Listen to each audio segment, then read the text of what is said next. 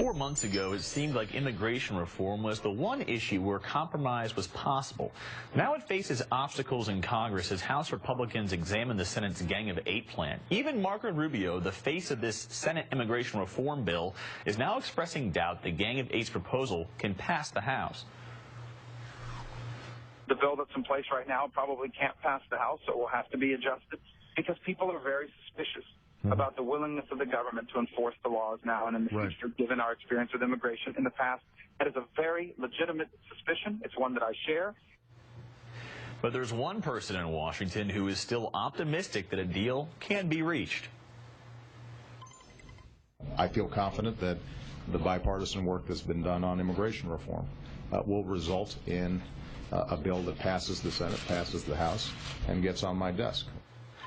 Can a deal get done? Joining me now is Robert Costa, Washington, D.C. editor for the National Review and a CNBC contributor, an MSNBC contributor, and Voto Latino, Maria Teresa Kumar. Welcome. So both of you, thank you so much for joining us. I love your accent on that. Well, I'm trying to get out of the Anglo pronunciation of Latino names. We try to do here on MSNBC at this hour.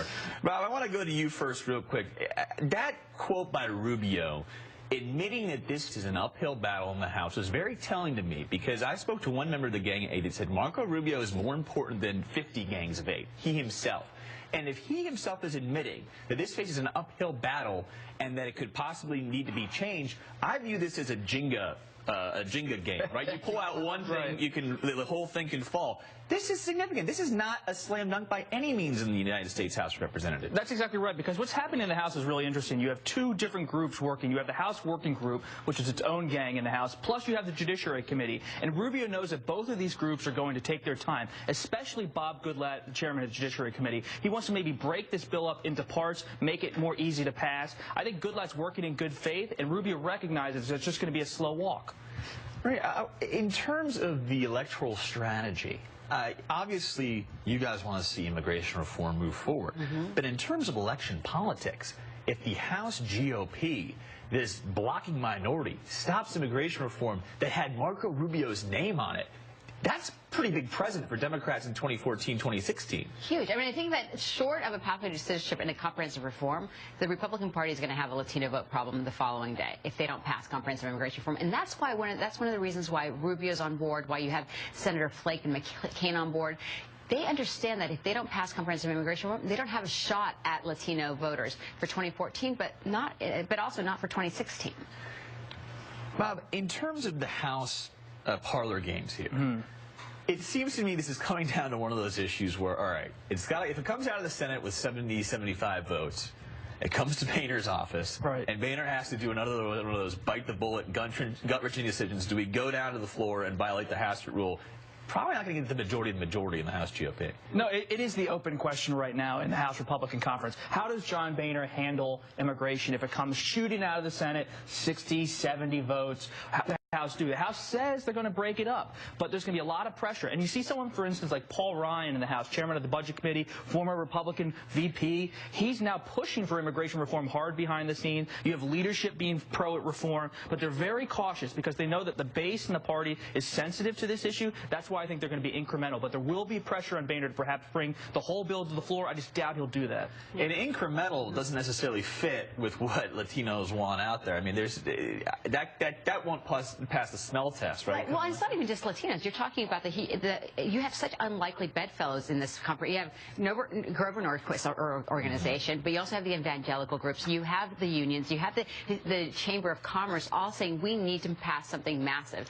And there's a slow window of opportunity, and that is closing.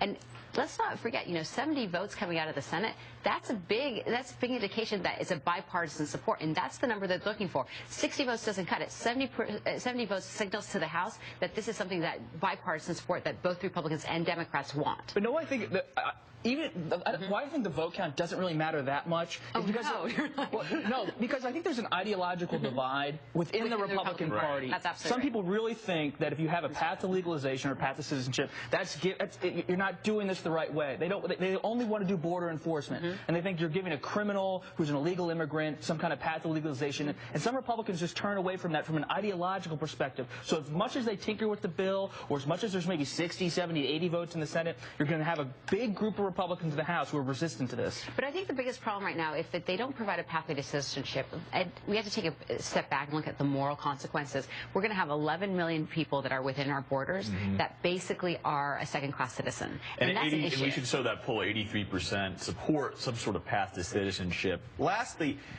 Bob, an interesting factor that's come out of this is this sort of distrust of government that is really playing a lot in the minds of conservatives here. Is we don't trust the government to carry out these enforcement mechanisms. I watch TV and you see these ads, support Marco Rubio, support conservative immigration reform. Why such a distrust of government on this issue? I think there are scars from two things. One, the 2007 immigration fight, a lot of Republicans came out of that entire mess, and they said, we're just not going to do comprehensive reform. They tried to shove it down our throats in 2007. We're not going to do that again. Plus, there's the Obama administration and House Republicans have a very rough relationship, and they don't trust the government right now with the current administration to enforce the rules should some comprehensive package pass. But the thing is that the Obama administration has over-enforced the rules, some could say. We actually right now have zero. You have basically it's a net when it comes to immigration and massive deportation. So they've actually gone and done the enforcement mechanism of it, but they haven't provided relief for the 11 million living within our borders. They're two different. Lastly, real quick, both of you think it happens? I think something happens in the Senate, and I think in the House, it's still an open question. I think the House, though, I talked to Goodlatte last week. He wants something to come out of the House. The question is it the Getting of AIDS plan? Maria? They need to have something for the 2014 election. Otherwise, I think they're hanging their shots. What does it look like? That is the million-dollar question. Bob Costa, Maria Tumar, thank you so much for joining us. We appreciate it.